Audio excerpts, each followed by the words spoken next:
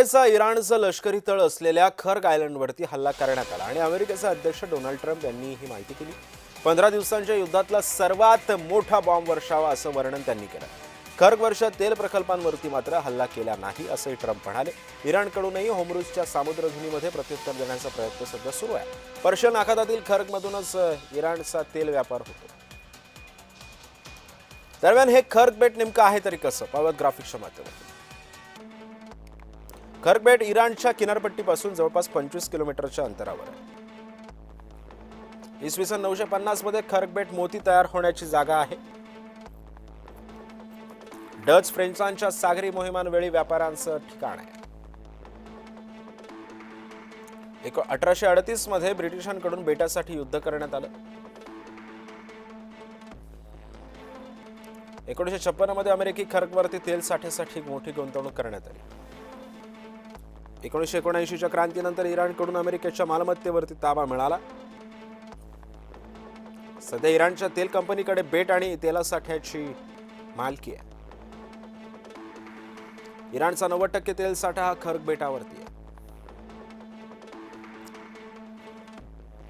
खर्ग बेटावरून वर्षाला 95 कोटी रुपये बॅरल कच्च्या तेलाची निर्यात होते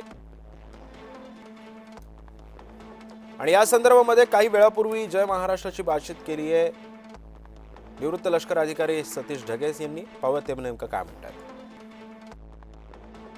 खर्ग बेट जे आहे ते स्ट्रॅटेजिकली खूप महत्वाचं आहे, कारण त्या ठिकाणी म्हणजे मागच्या 15 दिवसापासून स्ट्रेट ऑफ होर्मुझ त्याचबरोबर पश्चिम आशियामधल्या संघर्षाच्या परिस्थितीमुळे अरब राष्ट्रांचे जे क्रूड ऑइल आहे ते त्या ठिकाणी एक्सपोर्ट त्या ठिकाणी होत नाही, मोठ्या प्रमाणामध्ये त्याला अडथळा त्या ठिकाणी आलेला आहे। पण इराणचं मात्र मागच्या 15 दिवसामध्ये एकदम रेग्युलरली सगळा सप्लाय किंवा एक्सपोर्ट त्या ठिकाणी सुरू आहे आणि त्यामधला एक महत्वाचा जो प्लेअर आहे तो म्हणजे चायना।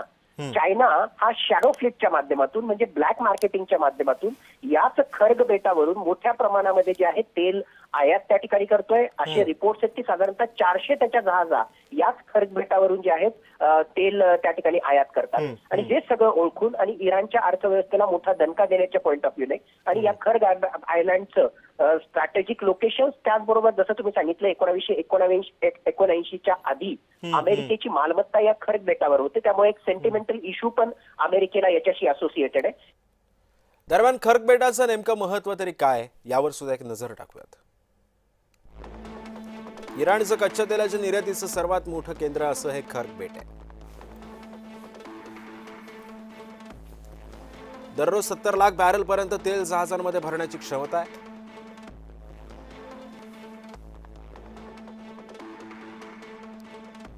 खर्ग बेटावरून एकूण कच्च्या तेलाच्या निर्यातींपैकी 90% निर्यात होते।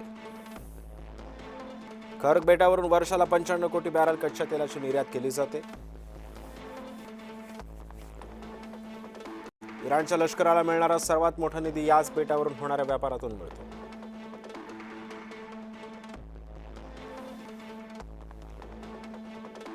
दरम्यान खर्ग बंदरावरती हल्ला केला तर जगाला कशा स्वरूपाचा फटका बसू शकतो ते सुद्धा पाहूयात। तेल पुरवठा बंद झाला, जगभरातील तेलाच्या किमती भडकतील।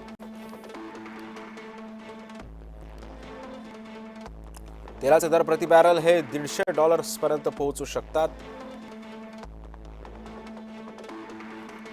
आशिया आणि युरोपातील देशांमध्ये गंभीर परिणामांची शक्यता आहे।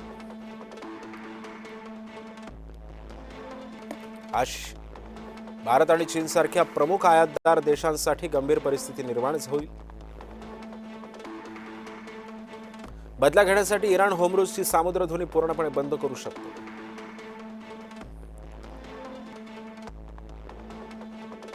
तेल पुरवठ्यावरती परिणाम होऊ शकतो। जागतिक अर्थव्यवस्थेला मोठा झटका बसण्याची सुद्धा शक्यता आहे।